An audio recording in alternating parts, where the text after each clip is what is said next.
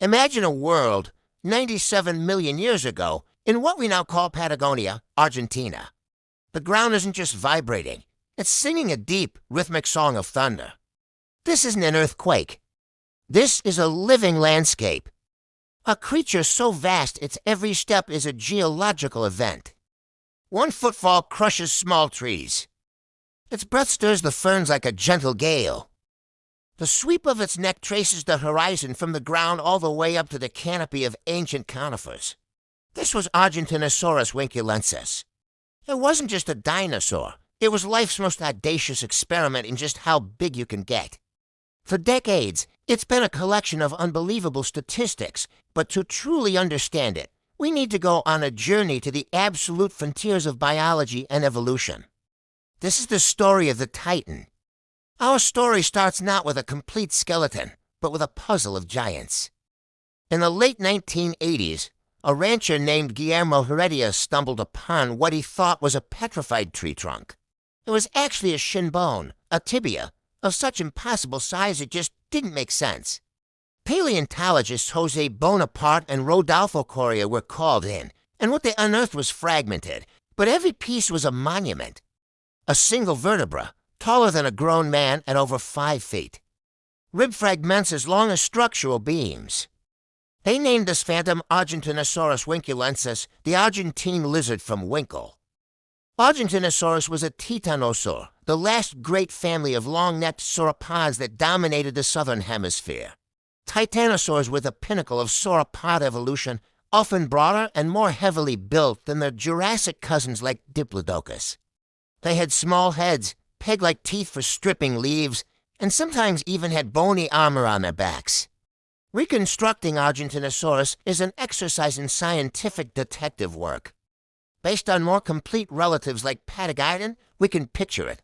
A body like a living hill, held up by 4 pillar-like legs as thick as ancient tree trunks. Its massive neck, a muscular crane, could browse 30 to 40 feet above the ground.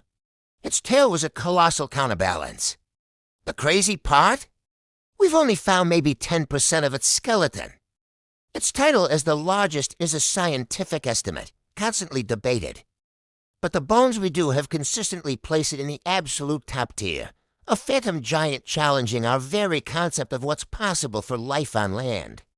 So how do you fuel a body that is over 100 feet long and weighs up to 100 tons? That's the mass of 15 adult African elephants. Argentinosaurus was a biological engine of non-stop consumption. It couldn't afford to be a picky eater. Its world was filled with coniferous forests and fern prairies. Using its peg-like teeth, it stripped leaves and needles whole, swallowing them without chewing.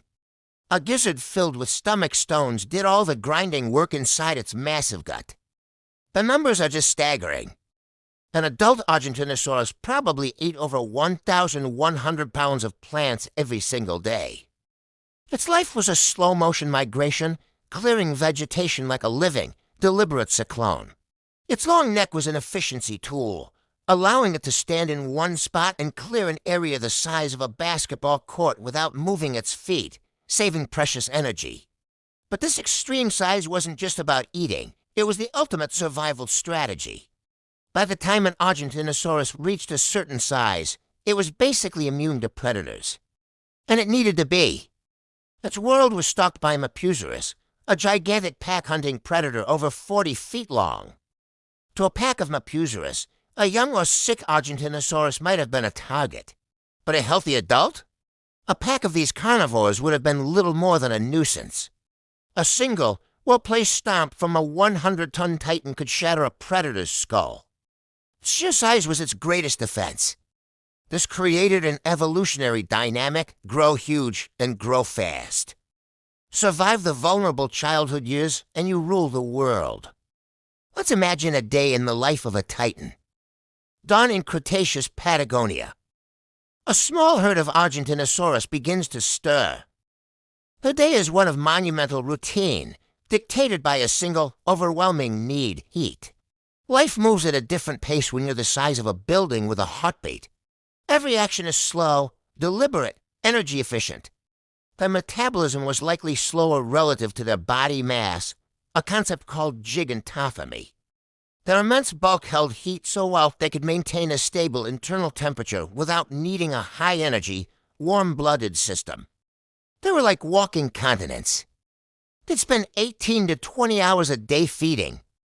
The sound would be a constant, low rustle, punctuated by the deep, resonant gurgle of their digestive systems. Movement was a rare and major event. To travel, they had to mobilize their entire geological mass. Each step was a calculated placement, a slow-motion piston drive. The ground would respond with a deep, seismic thump, thump, thump that could be felt for miles, a natural warning system for smaller animals. The top speed was a lumbering walk, maybe 5 miles per hour, but at that scale, it was an unstoppable march.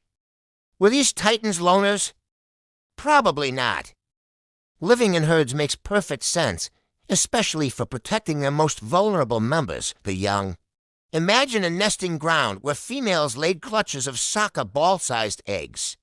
The hatchlings, no bigger than a large dog, would emerge into a world of giants and killers. Their growth was one of the most explosive in biological history, going from a 10-pound hatchling to a 200,000-pound adult. That's a 20,000-fold increase. For the first few years, they were desperately vulnerable. A herd provided a moving fortress, with juveniles staying in the center, protected by a forest of adult legs. Communication was likely done through low-frequency, infrasonic rumbles, transmitted through the air and ground, allowing them to coordinate over long distances. When an Argentinosaurus died, it was a major ecosystem event. A 100-ton carcass would feed scavengers for months, its nutrients flooding the soil, shaping its world in both life and death. To truly appreciate Argentinosaurus, we have to look at the elegant biology that made it possible. First, the impossible egg. Every one of these titans started in an egg no larger than a soccer ball. The contrast is mind-bending. In just a couple of decades, that tiny hatchling had to pull off the most rapid and sustained growth spurt in Earth's history. They did this through a fast juvenile metabolism and incredibly efficient nutrient absorption, essentially nonstop growth for years. Second, their bones were airborne giants. The massive vertebrae were not solid. They were honeycombed with their sacs connected to their lungs, just like in modern birds. This did the crucial things. It drastically lightened the skeleton, saving tons of weight. It created a super-efficient, one-way respiratory system. Every breath delivered a massive amount of oxygen. This avian link is no coincidence. Birds are living dinosaurs, making Argentinosaurus a distant, colossal cousin to the common sparrow. Finally, this was all part of an evolutionary arms race. Argentinosaurus didn't just appear. Its existence was the peak of a 100-million-year-long struggle. Plants grew taller, so sauropods grew longer necks. Predators grew larger to hunt them. Argentinosaurus and the predator Mapusaurus are two sides of the same coin, predator and prey pushing each other to the absolute limits of what's physically possible. Argentinosaurus was likely brushing right up against the theoretical maximum size for any land animal. The world of Argentinosaurus eventually faded. The continents shifted, climates changed, and their final act came 66 million years ago with the asteroid impact. But their legacy is not just one of extinction, it's one of existence. Argentinosaurus stands as a permanent monument to life's capacity for grandeur.